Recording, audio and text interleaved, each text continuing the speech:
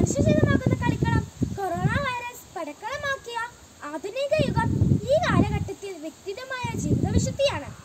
യേശുവിന് സാക്ഷ്യം വഹിക്കുവാൻ ഏറ്റവും വലിയ ഉപാധി വിശുദ്ധമായ കാര്യങ്ങൾ വിശുദ്ധമായ വിധത്തിൽ ചെയ്തവരാണ് വിശുദ്ധർ. വിശുദ്ധമായവ കാണാനും അറിയുവാനും ഭാഗ്യം ലഭിച്ച വിശുദ്ധ ചാവറയച്ചന്റെ അനുഗ്രഹീതമായ ബാല്യകാലം ഞാൻ നിങ്ങളുമായി പങ്കുവയ്ക്കുവാൻ ആഗ്രഹിക്കുന്നു.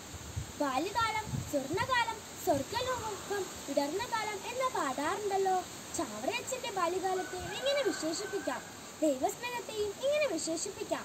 ദൈവസ്നേഹത്തിന്റെയും മനുഷ്യസ്നേഹത്തിന്റെയും ഉത്തമ മാതൃകകളായി വിളങ്ങിയിരിക്കുന്ന കുര്യാക്കോസ് മറിയം ദമ്പതികളുടെ ദാമ്പത്യമല്ലരെയും 1705 ഫെബ്രുവരി 10 കൊച്ചു കുര്യാക്കോസ് എന്ന പുണ്യനക്ഷത്രം ഉദയം ചെയ്തു.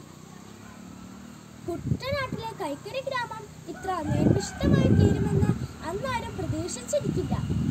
നന്മയുടെ വഴികളിൽ നടക്കാനുള്ള പരിശീലനം ചെറുപ്പത്തിലെ തന്നെ നൽകണമെന്ന് ബോധ്യമുണ്ടായിരുന്ന അമ്മ കൊച്ചു കുര്യാക്കോസിനെ പഠിപ്പിച്ച വഴികൾ ഇന്നത്തെ അമ്മമാർക്ക് അനുകരിക്കാവുന്നതാണ്.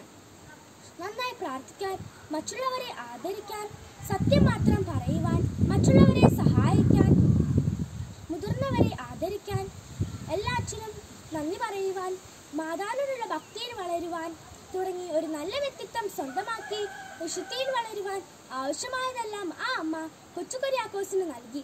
ഉപദേശം കൊണ്ടും ശിക്ഷണം കൊണ്ടുമല്ല ആ അമ്മ മകനെ വളർത്തിയത്, മറിച്ച് സ്വന്തം ജീവിത മാതൃകയിലൂടെയാണ്. ചാവറയച്ചൻ തന്റെ ഒരു കൃതിയിൽ പറയുന്നു, കുഞ്ഞായി അമ്മയുടെ മടിയിൽ കിടന്ന് മുലപ്പാൽ കുടിക്കുമ്പോൾ തന്നെ അതിനോട് കലർത്തി സ്വന്തം ചമതകളും അമ്മ പഠിപ്പിച്ചു. പാതിരാത്രിയിൽ എഴുന്നേറ്റിരുന്ന് പ്രാർത്ഥിക്കുന്ന അമ്മയുടെ കാൽക്കലിരുന്നാണ് ഞാനും ദൈവത്തെ അറിഞ്ഞതെന്ന് അഭിമാനപൂർവ്വം ചാവറയച്ചൻ പറയുന്നുണ്ട്. ഇങ്ങനെ ഒരു അനുഗ്രഹീത ബാല്യകാലം നമുക്കും ലഭിക്കുവാൻ ഇടവരട്ടെ. ജയ് ക്രൈസ്റ്റ്.